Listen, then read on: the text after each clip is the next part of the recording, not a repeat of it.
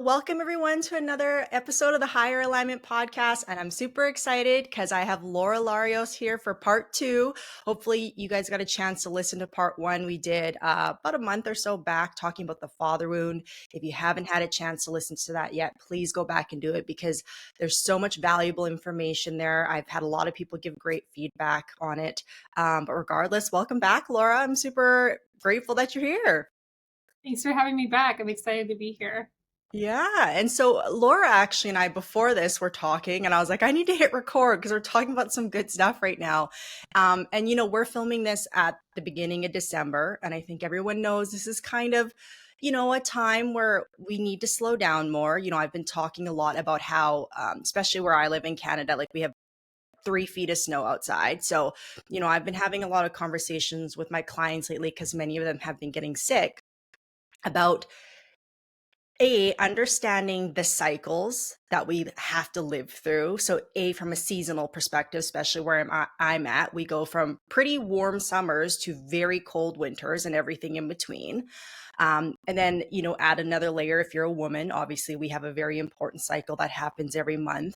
And so, a lot of my conversation lately has been about just if you want to master yourself, then you have to become really in tune with these seasons and these cycles and knowing what each season and cycle calls out of you, and this idea of we were saying beforehand, like the majority of our clients, the people that we work with, are people who have chosen this path of greatness. They're going after big things, they're running companies, they're responsible for big teams, they're entrepreneurs.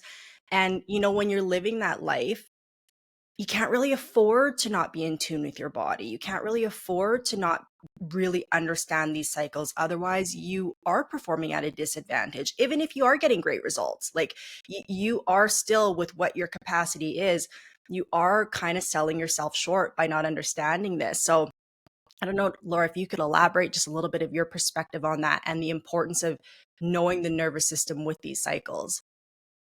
Yeah, no, I loved our little chat at the beginning, and it's something I, of course, yeah, have a lot of conversations with my private clients, and also when I do team workshops as well. Is like the nervous system really is the key to sustainable long term success, however you define that success for yourself. And one of the reasons for that, I mean, we could get into like some of the science, of course, as well, but like it's the control panel for everything that you think, how you behave, how you think, the decisions you're making every single day, how you communicate with other people. Like it's all controlled by your nervous system. And so one really key component when I'm working with clients is just getting them to first just bring some awareness to what state am I in when I'm making certain decisions, when I'm having certain conversations, because depending on the state that your system is in is really going to dictate then how that conversation might go, the results you're going to get from that conversation or that negotiation that you're in, and or if you are leading a team meeting or you're trying to make a big or some type of decision for your company or your team or yourself or your family. So Yeah. yeah, so you really in general, like I said, like you really, when you have this awareness and you really, like you were saying, first there kind of this awareness, and then the second piece is like really feeling it and knowing it in your own body, like how are you actually responding in these situations. And then once you have that awareness and that like really deep knowing, there's nothing that can stop you essentially. Yeah, it's true. Like, it really is the difference between like, and not that you're purposely choosing this, but like almost like having the nervous system work against you versus for you. Yes. You know what I Yep. mean? Like when you're not conscious of it. And again, you're not purposely saying, like, hey, make things harder for me, right? But if you don't understand the inner workings of how it's programmed, how it's conditioned, Yeah. and how it's malleable as well, Yes. until you really understand the fundamentals and how to rewire it, Yeah. it can work against you. In most cases it is if you're going for greatness. 100%. And a big piece too that I work with my clients, like and you and I have similar types of clients that we work with, is like I'll just briefly mention this piece too, but like we talk a lot about sleep, right? Oh, we need to get more sleep and rest, in order to like, recover from the previous day's stress so that we can then, go into the next day, replenished essentially, right? Our gas tank is full. And unfortunately, many people, because they don't know their nervous system or don't understand these nervous system cues that they're getting, they're not, even if they're sleeping 8 hours, it's still not a restorative sleep, right? Or they're waking up throughout the day or the evening, sorry, and then still feeling run down, then going to caffeine, and we're kind of in this continual cycle. We're not replenishing ourselves at all. And you were mentioning people getting sick this time of year, which is common. I know weather is shifting, temperatures are changing, so that can impact our bodies for sure. But also like our immune response, like is hugely connected to our nervous systems. And I talk to people who like go through like a big launch of a something in their business, a product, a service, and then they get sick right after. And the reason for that is because they were pushing and pushing and pushing and going beyond the cues that their system was giving them this entire time. And then they're sick for like a week or 2 weeks or something like that. And so it's not that we'll never get sick, but there's an aspect of being able to really like replenish your body in a way that it really is restorative, and so that you're not continually getting sick. And also a big part of getting good sleep, because your nervous system is, like you said, regulated, your immune response gets better as well. Right. Yeah. And it's like so many people, I know everyone values good sleep, but I don't think many people understand truly the Yeah. impact of it. Like I always use the gym as a great example with like your muscles. Like, okay, cool, you can go if you go push all day long, but you're not giving it the proper opportunity to recover, that work gets negated. Like it Yeah, doesn't really do anything, right? exactly. And even with the mind, like when we're firing new neurons and pathways and all this stuff, like that happens when we sleep, right? Yes. um, One little quick note I'd love to ask you is, maybe you have some different tips, is like with people who do wake up at 3 or 4 o'clock in the morning notoriously, do you know what I mean, and they try their best to stay asleep. I always talk to people about how like you kind of have to set yourself up for a good sleep. Like what you do during the day heavily Yes. impacts, but Yeah. people who have a hard time with that, like what is your go-to advice with someone who's waking up in fight or flight at 3 o'clock in the morning? Yeah. Well, first of all, I just say it's very common, so I see you, I hear you if that's something that's happening, to you. And like you said, there are a lot of things that, in terms of like how our sleep quality is really look at like how you were during the day, essentially, will tell you. But yeah, in terms of some tips, number one is I always say waking up and you're starting to have all the racing thoughts. First off, is don't put the pressure on yourself to fall back asleep right away. So sometimes just there, right there, like even just by 1 or 2%, just kind of offering just a little bit of acceptance that I'm awake right now. My mind is going. Maybe if you're listening to this right now, also just maybe telling yourself, okay, my nervous system is a bit activated in this moment. That's why I'm having these racing thoughts. So normalizing it to some degree in the sense that like this is a nervous system response. This is something that I'm doing, wrong. So we don't want to go down the shame cycle, right? And then the second piece that can be really powerful here, and it's going to depend on each person a little bit. But one thing I kind of tell a lot of my clients when they get here is to just lay in the bed and just look to the right, like peripherally, for like 30 seconds, and then do the same thing on the left.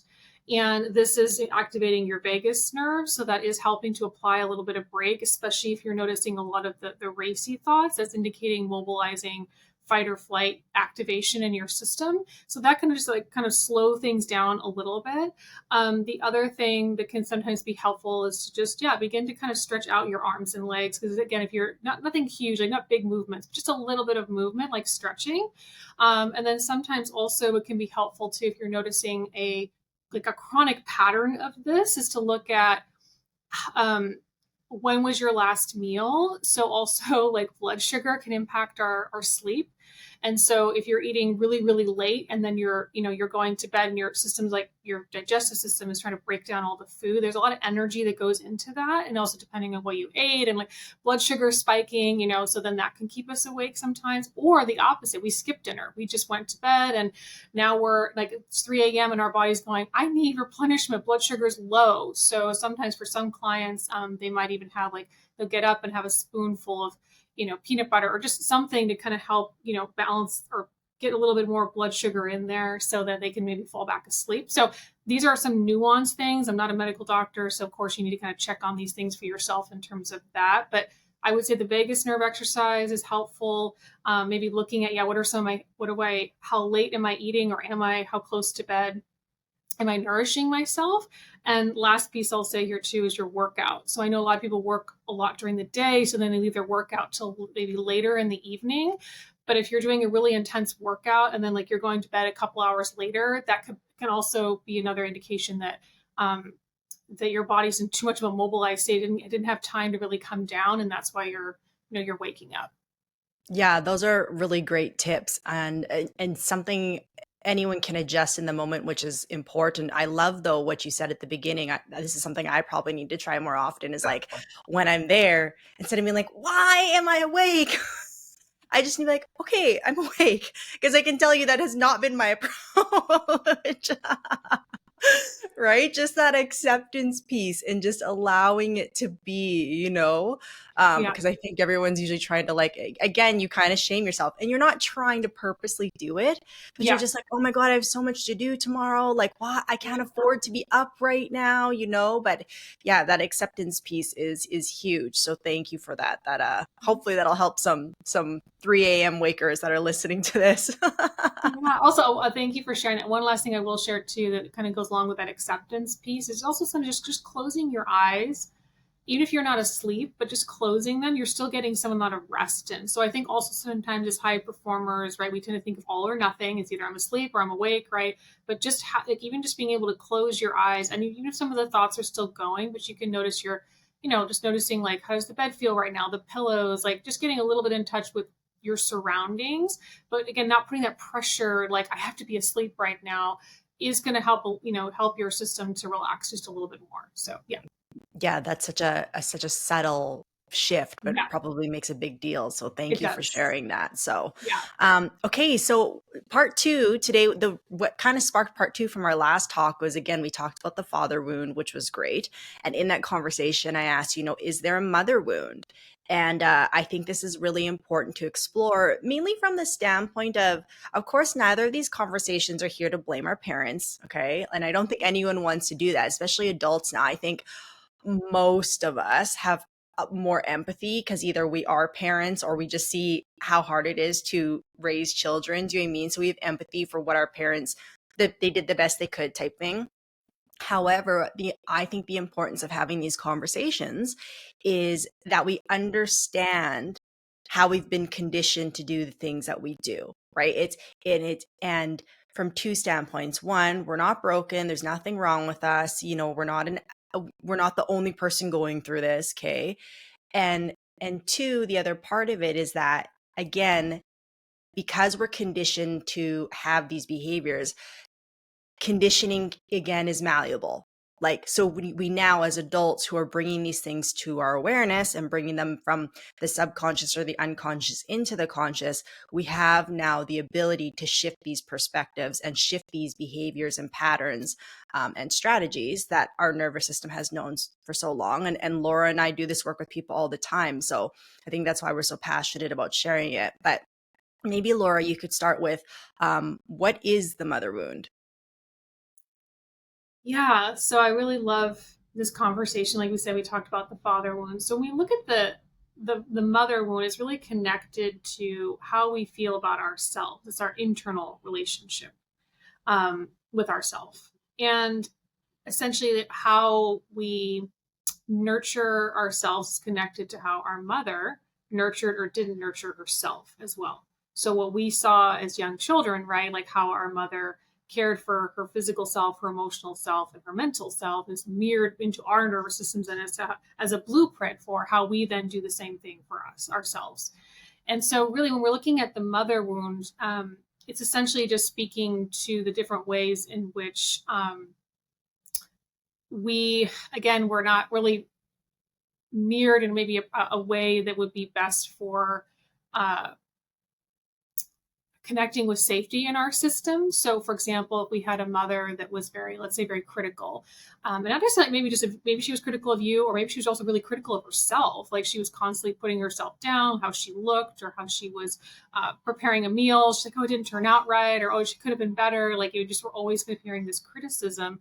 Then your nervous system was getting that blueprinting of this this like internal criticism of yourself, right? And um, so again, like then there's feel like there's no safety that's being really established in terms of how we can relate to ourselves. And so when we're looking at the mother wound, we're looking at these different aspects of how do we relate to ourselves, how do we nurture ourselves, and is that showing up in ways that are beneficial to our relationships now, like in our our partnerships, our work relationships, and the relationship we have with ourselves, right? And for a lot of women, I find that again, we can have like this, there's so many nuances to this conversation. Like we talked about with the father wound, like we can have great mothers, like we're always there for us, right? Mom was like so great. She was helping me all the time with my homework. Mom was picking me up from school. So again, like we're not criticizing mom here in terms of like what I'm sure she was maybe doing the best she could, right? But again, like there are these elements of like how were you really met and emotionally and mentally.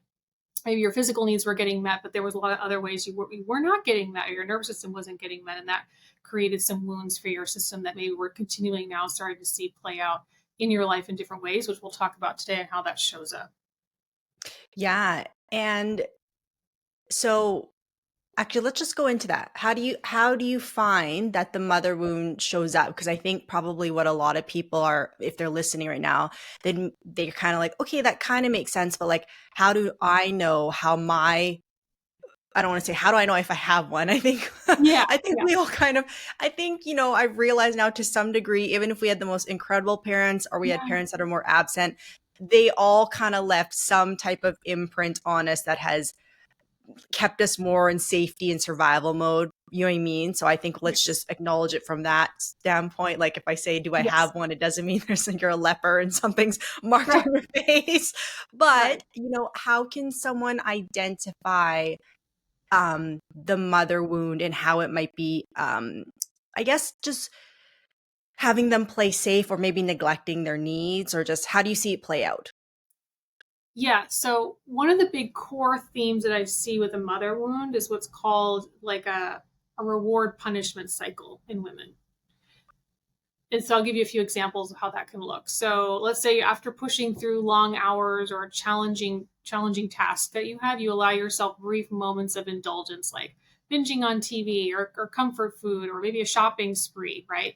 And these treats, quote unquote treats, feel like a reward, like for enduring the hardship, right? And then the punishment piece then quickly follows right after that, which is the guilt then sets in, where a lot of women then start to go through this pattern where their nervous system does of you berate yourself for wasting time, quote unquote, right? Like eating poorly or not being productive enough. This self punishment then sort of drives you into overwork or deprivation. So then, for example, let's say you overindulge on a meal, and then you say, okay, well now I need to go on a diet. Like now I'm gonna intermittent fast for the next 12 hours. I'm not gonna eat anything, right? So there's like this reward punishment cycle. So you skip meals to meet a deadline. You then reward yourself with takeout. Later, you shame yourself for eating junk food and you vow to restrict your diet to work harder tomorrow. So that's just one example of this um, reward punishment cycle that I see with women that have a mother wound. Another one is, of course, body image. Like I said, how we relate to ourselves, right? How we see ourselves and how we see our body is very much connected and mirrored to how our mothers saw her own body or how she reflected that to us. And so, one aspect would be reward of this is like eating clean again, or following a strict diet plan becomes a way to feel in control, somewhat virtuous too, like I'm following this thing, right? And then compliments about our appearance provides that validation, and then it kind of feeds this cycle, right? And then the punishment part comes in around anything that we're in terms of deviating from that plan, whether by indulging in comfort food or skipping the workouts, and that triggers the guilt and shame cycle. And then this often leads to cycles of restriction and overindulgence, and that reflects this like feast famine dynamic. So again, there's always kind of like a feast famine, a reward punishment cycle that we start to see with women with mother wounds. I'll give an emotional example too of like being there for others, solving their problems, or earning their approval feels like validation for your worth. And you feel good, right? When you're giving and fixing or accommodating. Then the punishment part comes in is when your own needs arise, like rest or boundaries or emotional support, you suppress them, fearing that they make you look too much or selfish. And if you express these needs and they're not met, it confirms your belief that you're unworthy. So again, there's this example of like you overextend yourself to support a friend and then feel resentful and exhausted. Reward, punishment, feast, famine. Mm. And so you're punishing yourself and even feeling that resentment, believing you should be able to handle it all on your own. So those are just a couple examples. I can give more, but I want to just pause for a moment and just, yeah, get your, I'm sure you see some of these cycles with some of your clients. Well, what I think of when you list all that is like I saw a recent clip of Gabor Mate with I think it was Mel Robbins' podcast one, something like Mm-hmm. that. And he was talking about how when it comes to immunocompromised disease, the Mm-hmm. majority of people who typically have them are women. And he says, and the reason it's mainly women is because of the fact that women are the most likely to not express their emotional needs, Yes. to put everyone else's needs before theirs and take care of, everyone else before them, to again constantly question their worth in society based on these things. And he talks about it's those expressions or lack thereof that lead to the immunocompromised disease. It's not because they're women. However, it's Yeah. majority women because that's how we've been conditioned to show up for a multitude of reasons. And I feel like that ties into what you just said. Thank you. Yeah, 100%. I think I saw that clip as well. And yeah, I think he said it was like 80% of Hmm. those who are diagnosed with an autoimmune condition are women. And absolutely, this does tie in to this aspect of the reward punishment and this these different behaviors that we can start to exhibit based on how our nervous system again picked up that blueprint from our environment. Again, we're shaped by our environments. That's how our nervous system is shaped. And so initially, what type of environment were we in, and how were we molded in that environment, and what things were being mirrored to us. And another example I see with a lot of women who have a mother wound, for example, and some of these cycles that are playing out, like the feast famine or this reward punishment, is maybe mom was like busy making the dinner, right? And then it was time for dinner, everybody came and sat down, and then like she ate like two bites, and then she was up and like already cleaning up and doing something else. So like your nervous system is getting the message like, okay, yes, I'm being cared for, like mom made this meal and I'm sitting down, but at the same time you're also getting the messaging that I can't really relax. I can't really just sit here and enjoy this thing, right? Like mom's over there doing a million other things, and also we also missing connection, right? Because maybe in that moment we wanted to sit down with mom and actually connect with her, but she was off doing something else and was busy. So we also lose that ability to connect with ourselves, and sometimes even then be that ability then to connect with others as well, because again the mirroring wasn't there. Yeah, and it just another thing that's popping up as you're talking about this, again, something else I saw on the internet. I can't remember whose page I saw this on though, but they talk about how like as parents, for like the best oxytocin release that a mother can get with a child is by being the connector and the nurturer. So hugging them when they get hurt, telling them it's okay, giving them a hug. And then from a father, the best oxytocin release you can get is from playing with the child. And it just shows the difference in connection of the masculine and feminine energy. And just like you're saying, if mom, made us dinner, but then she gets up right away and like taking care of dishes, of course, to take care of a family. But as a child, we don't quite understand, like mom getting up to do the dishes versus maybe dad getting up to do them would have a slightly different impact on our nervous system, because who we're looking for innately for the nurturing on that level from is the mother, right? And of Yes. course we do want that from our dads, but Yes. the way it can show up is different between the two, right? And again, Yes. how it shapes our reality and what our nervous system processes as loving connection. Exactly. Yeah, so well said. Yeah, I'm curious, do you see a difference in, because I totally relate to everything you just said, like, and I think pretty much every female I've ever talked to, same thing, the feast and famine cycle. And again, just like, and I'm a firm believer that society kind of feeds and breeds on it as well too, but this, like our self-worth based on how we look, and and just and how we present ourselves in the world from like a, what's the word I'm looking for, just a again, a self-worth is so tied to just how we present ourselves, and I guess that applies to men too, but I Yes. think with men it's a little bit more of like, okay, so I can show and prove, which is the more masculine, and women it's almost a little bit of more just like how I present, if that makes sense, like that Yes. Yeah. kind of this cycle and conditioning that's been pushed on us as well, which reinforces that wound that you're describing. Yes. Mhm. um, do you see the mother wound show up differently in men, or does it display similarly? Because I would say honestly, I do have a lot of male clients who have the same type of dynamic, and I think that still comes from the mother wound in a sense, but I don't know if they relate it that way, like as far as like a, I don't know how I'm just trying to describe it. Like, Yeah, no, I know what you mean. Yeah. And in answer to your question, yes, I do see similar things because I mean, as children, especially when we're very, very young, we're programmed to need our mothers, like regardless of our gender. We need mother to survive, right? We need her milk, we need her she's the one that first voice we're attuned with in our system. So even like obviously when she was carrying us, we could hear her voice even, and then we came out, we recognized that voice, right? And so I would, there's definitely that's sort of the initially, right, those first especially 3 years when attachment is being formed, and attachment is very linked to how our nervous system then gets shaped as well, right? So whether we have a secure attachment, an avoidant attachment, or an anxious attachment, and or disorganized, so we can also have a combination of both, but all that is being formed in the first 3 years of life, and usually those first 3 years is that imprinting is coming from the mother.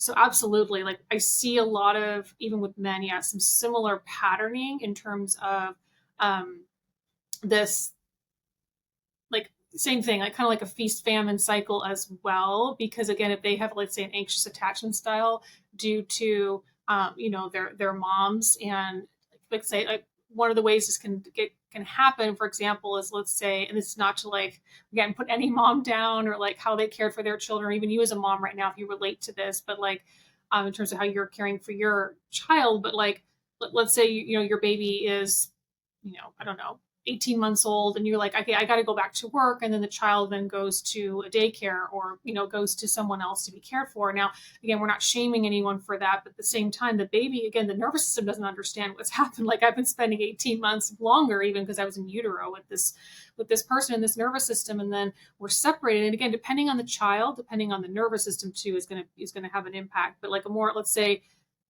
that happens, and then what can then happen is like this more anxious, like where's mom, like the nervous system's consistently looking for mom's not there, and so then it starts to feed into this more like anxiety ridden nervous system that's consistently kind of seeking out that connection and wondering where mother is, right? And so that same patterning can then start to play out even in our adulthood, and again, same for men and women.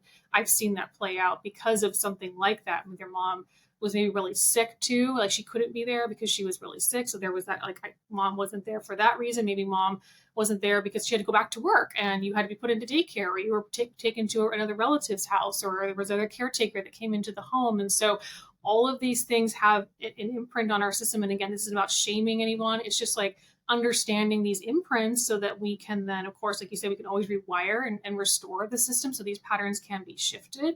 But yeah, in general, I see, regardless of the gender, I see similar patterning, especially if we look at those first 3 years when attachment's being formed with mother. yeah, and like what that brings up, and I'm this is the first time I'm kind of talking out it out loud, so maybe we can kind of wrap on this together. But what I've been seeing a lot lately in clients, and as I reflect back, I'm sure I've had this too, is like this aspect of not being truthful with ourselves. And I've been saying this. I had a conversation with a client yesterday about this, and like obviously there's layers to that, right? And as we grow on our path, we grow on our journey, and we start to feel more secure in our bodies, more Yes. secure in who we are, like obviously your degree of being able to be honest and show up as your authentic self and truthful, it expands, right? Yeah. Because when you don't feel safe, you don't feel safe. When you don't feel safe internally, you Yeah. don't feel safe to show your true self to the external world, right? So there's going to be degrees to that, and it's probably a lifelong lesson that we're always going to keep going down till we're in the grave, right?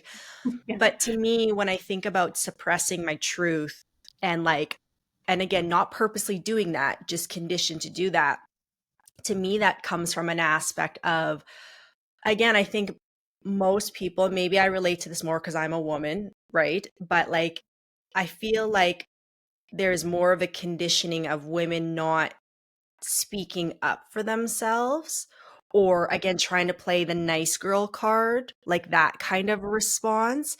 And I would think men have that to a degree, but to me instinctually that feeds back to the mother, and just kind of like, like, don't say too much, don't express yourself too much. Again, we're here to take care of everybody else, so what we see or feel, has to take a back seat, because I gotta feed you, I gotta clean you up, I gotta give you a bath.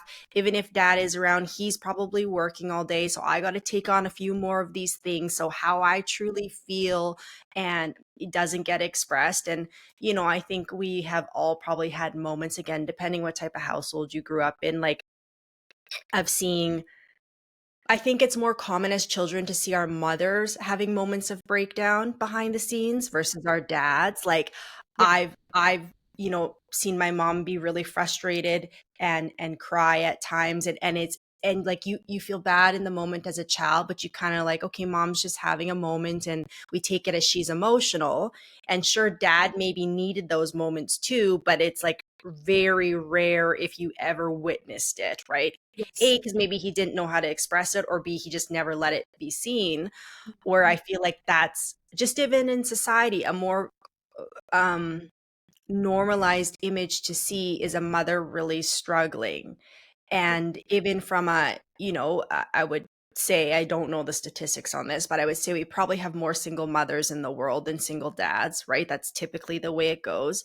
Yeah. um but again, so then it's the mother having to do all these things, be both parents for the children, Yeah. and again having this even more reasoning to suppress her truth, her needs, and what she truly is feeling in the moment. Like, again, first time speaking this out loud, but I don't know, how does that sit or land with you, or if you have any feedback on that.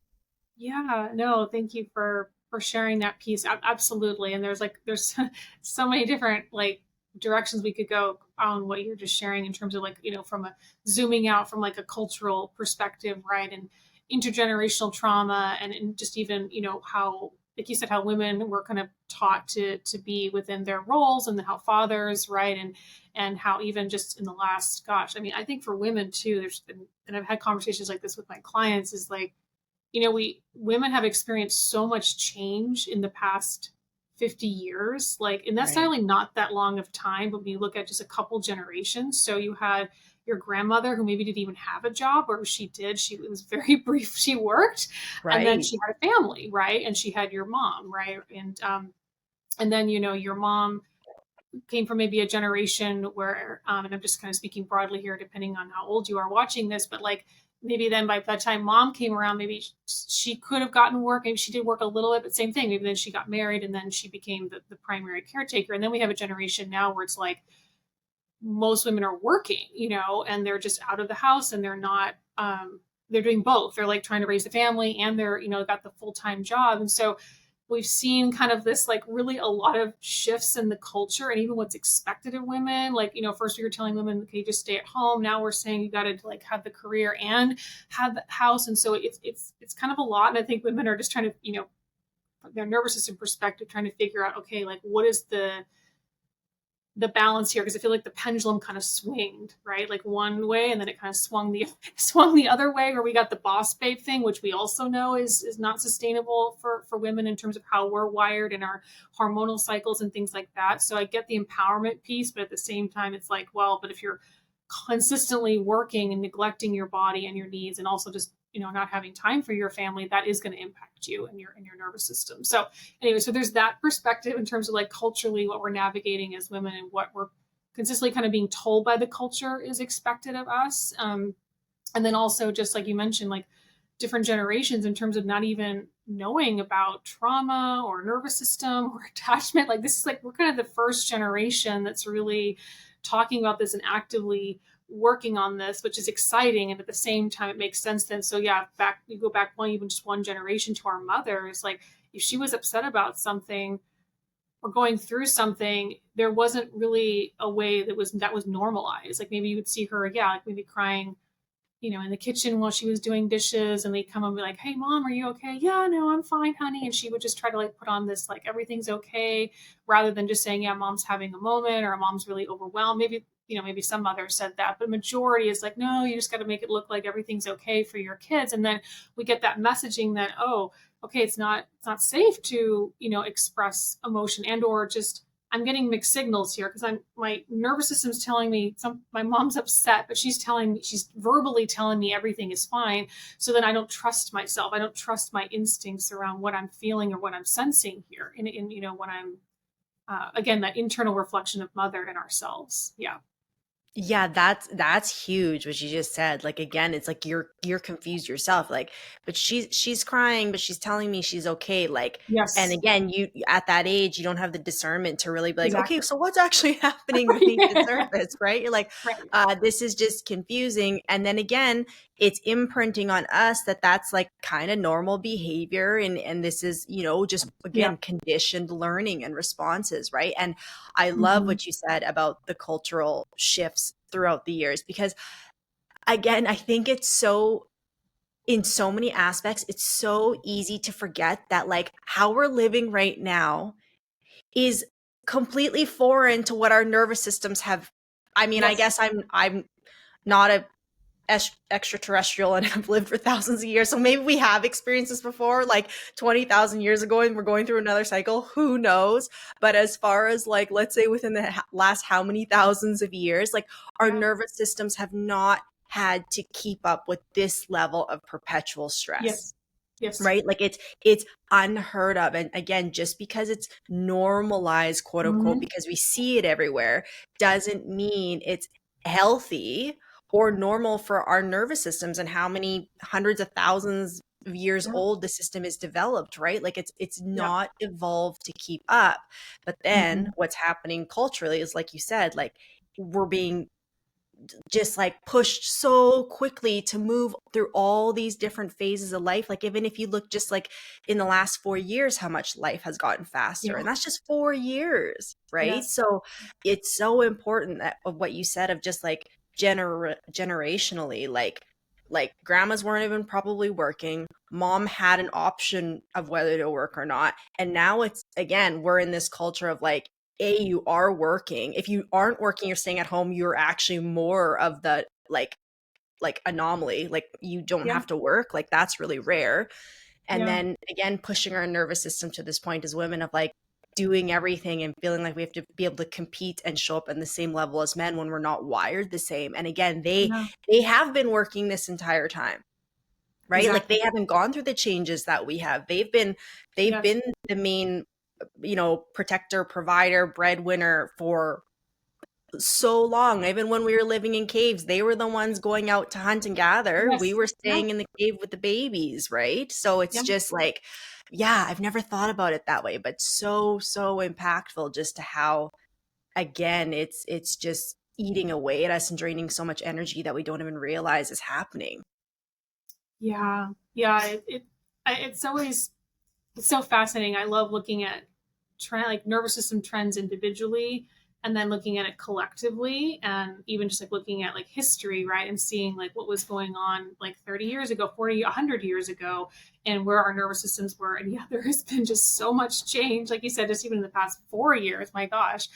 And the pace of life, our nervous systems weren't designed for this pace of life. So there's just a lot that we're still don't, it's kind of unknown in terms of how we can live this way. And I honestly, in my own kind of opinion here, I don't think it's sustainable. And so almost like it is kind of an act of rebellion these days to kind of say, you know what, like I am not going to subscribe to this pace of life because it just is not sustainable for how I'm wired or designed to live, because it isn't actually. So do I just want to normalize that for anyone too, in the sense of like sometimes I think we shame ourselves that we have to be keeping up with this consistent piece. And I would just urge you to take maybe just moments to just question that a little bit at times and just be like, do I really need to be answering all this? Do I really need to be paying attention to all the things they're telling me I need to be paying attention to?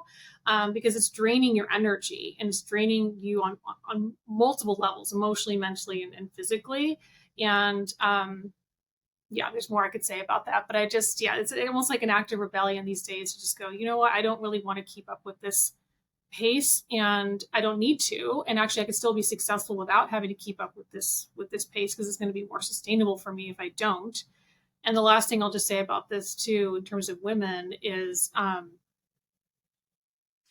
actually am mentoring a woman right now. She's a fertility nurse and she works with a lot of women who have fertility issues. And that's a whole other topic for another moment. But we're seeing a rise in women having fertility issues, a lot of IVF and again, there's complexity to this conversation clearly, but I also sometimes will, when I'm mentoring her, we're looking from a nervous system perspective as to what could be impacting these women and their issues with, you know, being able to conceive naturally, right? And a lot of it comes back to their nervous system states. A lot of it comes back to these mother wounds, these father wounds. There are connections there, and I'm not saying there aren't sometimes also physical components to fertility, because there are, but again, we're holistic beings. It's not just one thing. And so how we are even absorbing minerals in our body or not absorbing them comes down to the state of our nervous system. And if we're in a consistent fight or flight or survival response, our body's not going to absorb, even if you're taking all the supplements in the world, it's not going to fully take or have those really land in your body because it's in a survival response. Yeah, that's so important to remember. And just like, oh, like now that you open up the fertility thing, I want to take this a whole nother direction because again, could talk about that for so long. But it's true. It's just we're so, like you said, like natural beings, and again, even more reason to do this work because we're up against a lot right now. And that's not to be doom and gloom to anyone, but the reality of is the world we're living in Yeah. is not setting us up for healthy, happy living. It's just not, right? Like It's if you really give into it. And again, a whole nother rabbit hole I could go down. Um, but this is all the more reason to take on a journey like this, is to empower yourself to become a master of yourself and to realize that you like you said, like with the fertility stuff, it's like we it's about making sure that the host is healthy, right? yes, Like, so I always talk about how like all of us have cancerous cells within us, every single one of us. The difference in, if we go to epigenetics, the difference in how it expresses itself is the health and the environment, right? Like, so if my environment that this cell is in, if my body is not healthy, the cell's going to express itself in a non-healthy way. If yes, my environment that the cell is in is healthy, then it won't feel the need to express itself in a way that's going to hurt me, right? So, but again, this is why taking this information, this knowledge, and actually doing something about it in a very sustainable and easy way to implement, by the way, guys, like we're not, yes, what we're talking about doesn't, it's very transformable on a daily basis in really subtle intakes. um you have an opportunity to not fall to these things that are, my girlfriend says it's death by a thousand cuts, right? Like it's yeah, just like yeah, like exactly. we can pick and choose what we're suscepting ourselves to, and again, there is a way to shift it. So Yeah. with that being said, how do we Mhm. learn to heal the mother wound? How do we learn to work with it so it's not impacting us so much on our day to day? Yeah. So one of the first things, kind of like, I want to get back to what we were when we were talking about even sleep. So starting with just even 1 ounce or 1% of self compassion for yourself, and in whatever is going on. So let's say one of the first ways to begin kind of healing this wound is meeting yourself where you are, and particularly in those hard moments, right? So, for example, I'll give an example. Like, let's say one of your kids is like really upset because he wanted to go to the park and it's time to go home now, and you don't have more time for the park, and they're really upset, and you're like losing your patience. Like you're busy, you have all these emails you got to respond to, and the kids all upset, and you're just like, your nervous system's just like maxed out, and you find yourself like just like yelling, or just getting a little bit impatient with your child, which again, it's everyone, so no, there's no shame here. And in that moment, you, like you said, you get upset, you express it, and then later on, then the shame, right, starts to come in, or the guilt, like, oh, I shouldn't have yelled, I should have been calmer. I just want to invite you to see, can I extend to myself just 1% of self-compassion? The fact that I'm holding a lot. Like, I'm an executive at this company. I have this team I'm looking after. I'm cooking dinner, I'm managing a household. I got my, these young children that I'm looking after. I got my marriage. Like, there's a lot on your plate. Can we just extend like 1% of some self-compassion here? And what does that look like? Maybe that looks like taking a moment, even just like 1 minute. It doesn't have to be something super long, and just saying, I see you. I understand. Your response makes sense. Now, that doesn't mean that we are saying like, oh, from now on, we're just going to continue to like, fly off the handle. Like, some of we think we validate something, that means we're saying it's okay. But we're just extending like, hey, like I was overwhelmed in that moment. My nervous system's maxed out, and this is why I responded that way. And of course, I'm going to try to do better, and even communicate to my child like, hey, mom was a little bit overwhelmed in that moment. It wasn't about you. I was overwhelmed, right? And that's how we repair too with our children. So giving that as a child example. But I just see so many women just like something happens, and then they just shame themselves right away. And all it does is put you more in a freeze response in your nervous system. It creates more shutdown. And so what can be really helpful, like I said, even just by 1%, is just saying, can I extend just a little bit of self-compassion for myself in this moment? And that's going to support your system to not go so much into that shutdown response. Yeah, I love what you said there because it's exactly it. I feel like most people, when they think that they kind of like let themselves off the hook by being like, oh, it's okay, Yeah, having acceptance for yourself in the moment doesn't mean you're giving into bad behavior or giving exactly. into negativity or you're Yeah. giving up on your goal. It's No. just meaning you're allowing yourself to be human for the moment, right? And if Yes. and what I tell people, I'm like, and if you can't quite wrap your head around that reason, can you at least wrap your head around the reason that berating yourself is not doing anything productive? Right? Exactly. Like Yeah. if you can't get around the fact that, oh, I need to give myself grace because that might feel a little foreign because you've never done that, at Right. least acknowledge that you're berating yourself daily. And what does that come to the point of? You feeling burnt out, you feeling guilty all the time, you resenting things, you being more cynical and irritable. Yeah. Like they can at least acknowledge what that behavior has got them. So like, can we try to have acceptance, right? And Yes. again, acceptance in the moment doesn't mean you're giving up or you're giving in. It just means you're allowing your humanity to breathe. And it's magical how much that can open up within you and give you, like, instead of suppressing it and allowing it to breathe, it's like allowing it to kind of just like flow and get out, and then it creates so much space for new Yes. energy to come in, and it can shift up your state both from a somatic perspective and a Yep. mindset perspective. Like it just like kind of lets the lid come off and lets it air out, and it's like, oh, okay, like I can come back to ground zero again. But when we're constantly doing that internally, it's like all that does is suppress it, right? 100%. And I love what you said about space and creating that space. And one piece about the nervous system work, right, is it's all about that 1% or 2% shift and change. That's why I just invite clients, can you allow just 1% or 1 ounce of that? And usually we can allow like, okay, an ounce. Yeah, I can give myself an ounce, right? And we can kind of build over time, right? Especially if this is something new or foreign to you, especially, right? You're going to need like smaller doses in the beginning.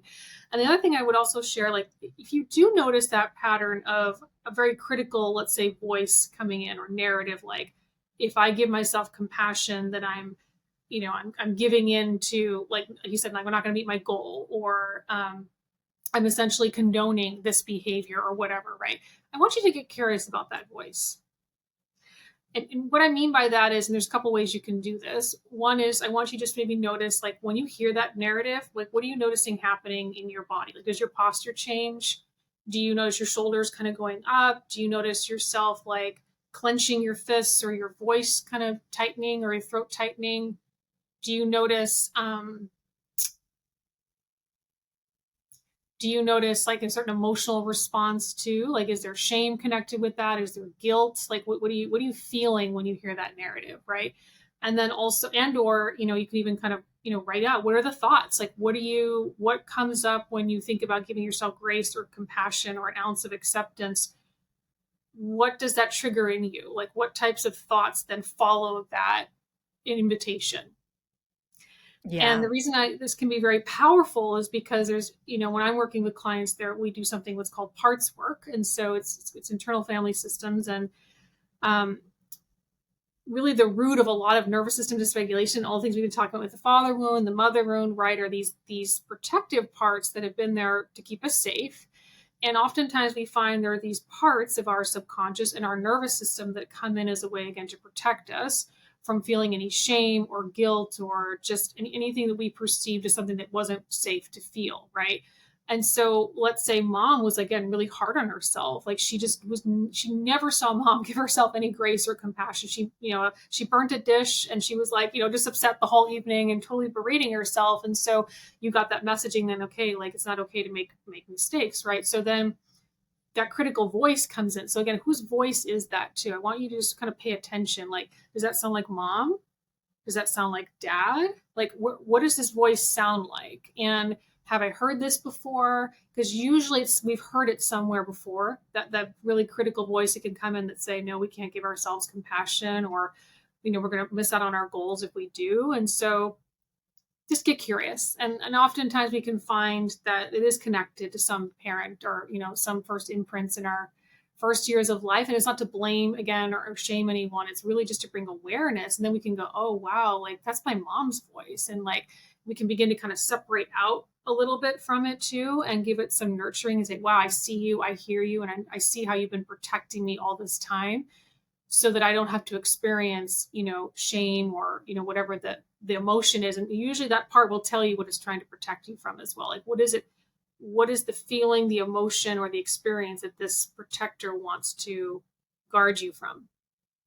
Yeah, that's brilliant. I've never thought about it that way of like listening to what voice is actually speaking to you, right?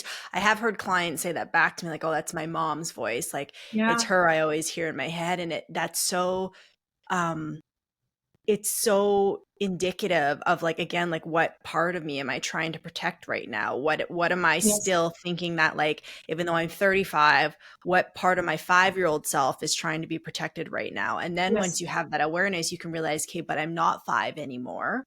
So how Mhm. can the adult me step in to like co-regulate with the little me that's still inside and kind of bridge that gap so the response isn't so impactful now in my life Yes. as an adult, right?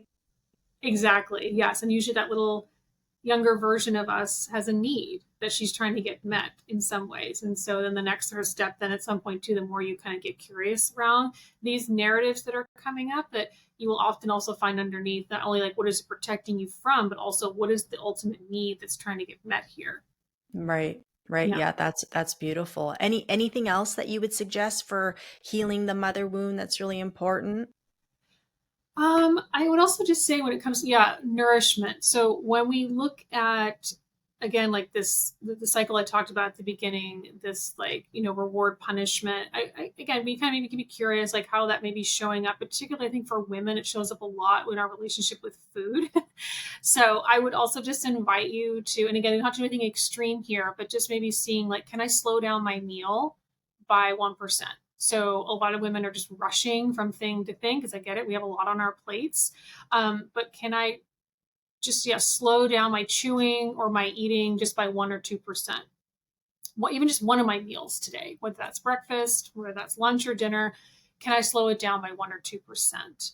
And that just slowing down by just a little bit, number one, it's you're giving yourself that attunement, right? You're checking in, kind of just noticing, can I even taste the food? Like, it's noticing if you're swallowing it, right? And again, and just like slowing it down a little bit. And then also getting the messaging of it's okay to nourish myself, right? To actually, sit down or eat something, right? So we're shifting the pathway of we have to be continually neglecting, or if we do indulge, then we have to punish ourselves right after, right? So just seeing if you can just begin to invite in a little bit of like slowing down while you're eating, and or even just I would also, what I advise a lot of women to check in is like every couple hours, I want you to just sort of see, am I hungry right now? Because also we kind of suppress a lot of those hunger cues because we're drinking coffee, or I don't know, like we're just busy, and I get it, but just seeing if you can pause like every couple of hours, maybe set a timer, and just something that alerts you to like just stop, pause for 30 seconds. Doesn't have to be long. Am I hungry right now? Am I thirsty right now? Maybe even do that. Like maybe I just need to drink something, right? Water, drink something to hydrate yourself. These are all things that mom didn't do. Maybe mom, same thing. Mom was taking care of the household. Maybe she went all day. You never saw mom eat, or maybe drink a glass of water, right? But like, so these are things that start to kind of attune and repattern the system to more nourishment, even in these like kind of 1% increments that I'm talking about here. Yeah, even just as you say that, like I know for me, in the times where I've gone through really challenging times where I'm super dysregulated, like the first thing that I cut off is food, and not Yeah, intentionally. It's just right. from a nervous system response. I feel so tight and restricted within. I don't think I could even Yes. digest food, right? Like I just, and then my hunger gets suppressed, and it's Mhm. just like it's the first thing to go Yeah. is my food. I know that's for a lot of women. I don't know if I've Yeah. asked men that question as often. I feel like men can always eat. Yeah. Maybe I'm wrong, but Yeah. I feel Yeah. like they always can. But I know for women, like 9 out of 10 times, that's the first thing that goes, oh, I just can't eat. I can't. Right. Yeah. And so that's such a subtle way to cue, again, like you said, nourishment and what that really means. Yeah, and thank you for bringing that up, because you're right. It's very common. There's also a chemical component to when we're under stress, right? The stress chemistry that's running through our body suppresses our appetite. So if you're finding yourself like, I'm just not hungry, like that's why I'm not really eating right now, because there's just so much stress. So can you at least begin to kind of hydrate yourself more? What are some other ways you can get in just a tiny bit of protein? Because your body's still, in order to even like work on those emails or respond to those OKRs, like you still need some type of fuel. So if you can't sit like actual like sitting down and eating a full plate of food just doesn't, it feels like too much right now for your system, that's okay. Can I, just can I drink something that maybe has a little bit of protein in it, just to help like nourish my body in just a small way, so that I can keep, keep going to some degree, because you do need fuel, just like your car, right? You need to have some gasoline in the tank. So yeah, have compassion for yourself too if you're not feeling a lot of hunger. So a lot of women too, they've been running on adrenaline or cortisol for a long period of time. They don't have many hunger cues. So for those women, I always kind of advise like taking it really slow. We don't have to dive into a really big meal right away. It's just getting small amounts of hydration and protein in.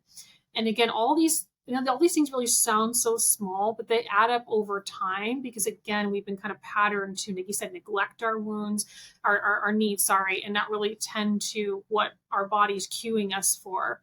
And the last thing I'll say around this too is like also restroom.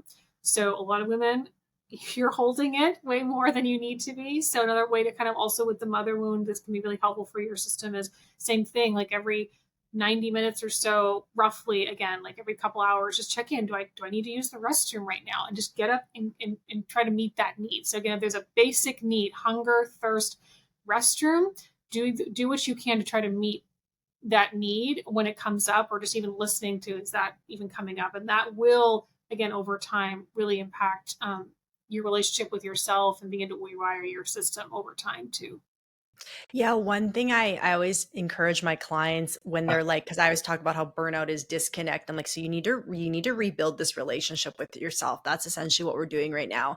And I always Yes. tell them, I'm like, what you need to learn to listen to is the child version that's inside of you. I said, and it's the quietest voice that exists. I said, the loud Yes. one, the when you ask yourself what you need and you hear, oh, I need you to get all this stuff done on Thursday, so Friday our schedule's more opened up. I said, that is not the voice we're Yes. looking for. Okay.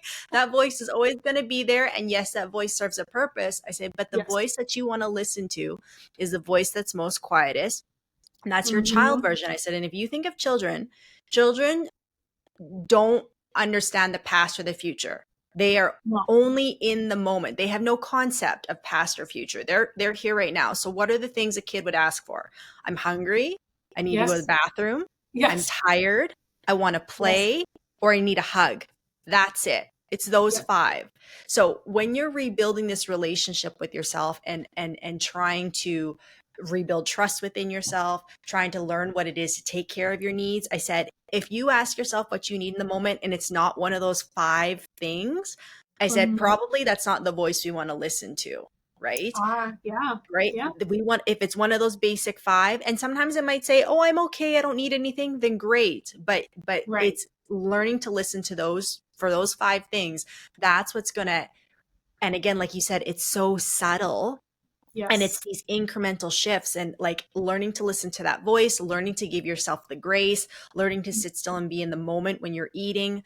Like, again, I know anyone who's listening, you're probably like, hey, these don't sound like some magical transformation. And that's kind of what I'm looking for. Like, sorry, we're not here for that.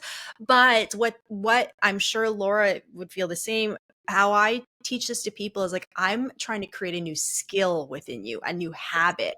So while it seems, oh, I just sat still a little bit longer while I ate a meal today, that act in itself doesn't seem super impactful to your life. What's really impactful is the fact that you're actually conditioning your nervous system to say, hey, when we eat, we slow down. That Exactly. is what's going to be super impactful long term. Yeah, so well said. I love how you guys talk about those five, yeah, basic needs. 100%. Like if it's not one of those five, then it's most likely not your inner child speaking. And you're right; it's a very quiet voice, and I love that. And it's something super simple. And in the end, right, as children, it's really pretty simple. Like you said, the needs, and this is why when we're working with the nervous system, we're talking about that simplicity because the nervous system in and of itself, it's a complex system, but yet what it actually needs is very simple. Less is more when it comes to the nervous system, and just particularly, you said, when we're trying to rewire or get a new skill set, we have to take it in small increments if we want it to be long lasting. That's just the Yeah. way we're wired. That's just the way our brain is. If we try to like change everything in 30 days, our nervous system's not going to be on board for that. We're going to find ourselves, doing self-protective or self-sabotaging behaviors where then we're not going to get the result, right? So we have to take it in small increments, and over time, it really adds up. Even just these 1% shifts over, each day. Imagine in like 30, 40 days, that's 40% of a shift, right? Or a new neural pathway that you're building. So yeah, absolutely. Yeah, and one thing I think we can wrap up soon here is I want to reiterate is like, Laura has expressed that um giving yourself a little bit more grace incrementally is super important. Nourishing yourself is super important, again, incrementally. We just talked about how listening to your five basic needs and listening for that inner child and what you actually need for your well-being in the moment is super important incrementally. And I think what all these behavioral pattern shifts lead to is that they lead to you feeling more safe in your body. They lead to you realizing as you're taking these incremental steps, you're cueing the nervous system to know that, hey, I can slow down and I'm still safe. I Yes. can be more present with myself and I'm still safe and I'm still able to show up in the world, probably show up even better, right? Yeah. Yeah. And as you do that incrementally, what that allows you to do is now become or show up as your authentic self. Now, this is where that aspect of being able to share your truth can now start to come to the surface and show up as your authentic self. You're not worried as much about like, are they going to judge me? Am I going to like be ostracized? Are they not going to agree with me? What if they shut me down or reject me?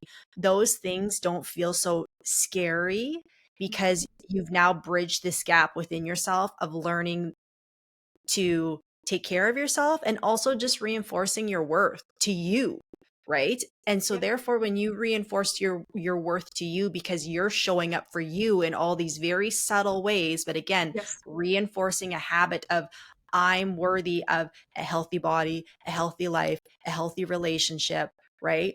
Yes. Reinforcing these beliefs to yourself through these small acts that Laura has so graciously given us today, what that's doing is now giving you proof to yourself that you are worthy to just show up as exactly who you are on this earth and not having to sacrifice yourself to please everybody else. And I think that's the most important thing of all of this is, again, going back to that mother wound.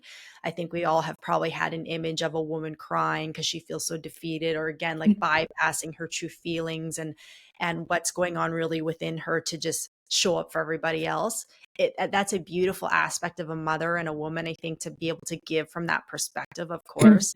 However, we can still show up and be that person without sacrificing who we truly are at the core. So well said. I love that so much. Yeah, you're giving yourself a blueprint to your authentic self. I love that. Yeah, absolutely. Okay, well, Laura, this was great. Is there anything else you want to add or share about this topic before we kind of bounce out of here? No, I think we covered so much today. I think the last thing I'll just share that for anyone that's interested, like maybe there were some things that we talked about today that really piqued your interest and you're getting curious about, I just invite you to yeah, check out my social media page. I share a lot on my Instagram and my LinkedIn, in case you want to read through a few things and just kind of get a little more, yeah, just understanding about this work. And then if you also are maybe wanting to maybe do a little bit of this work, I would love to have a conversation with you. I do one-on-one, private client sessions. And so I would love to meet with you and just see how this work could benefit you. And then lastly, for those of you maybe who are like, I want to do this work for myself, but I also want to maybe take this into my company, or I want to bring this to, again, because I'm a mom and I'm raising kids, or I want to start working with people at this level. Like I want to be able to work with them at a nervous system level to really create that long lasting transformation to their authentic self, as you so beautifully put it. Then my business partner and I are offering a nervous system certification. It's the world's first ICF accredited nervous system certification. So you will learn all about the mother wound, the father wound, different nervous system tools to help regulate yourself, regulate people that you want to serve, your clients. And also we're going to be teaching you how to talk about this work in a way that is going to land with the mainstream, people that you want to serve. So yeah, if you're interested in that, also we are starting that cohort in March of 2025. And the link is in my bio if you want to apply for a spot in that cohort. Awesome. I will put all those links in the show notes here, guys. So please, if you do want to get in touch with Laura or explore her offerings, please do so. I'll have them below here. But thank you so much again for your time and energy and expertise, Laura. I just really value and really appreciate our conversation.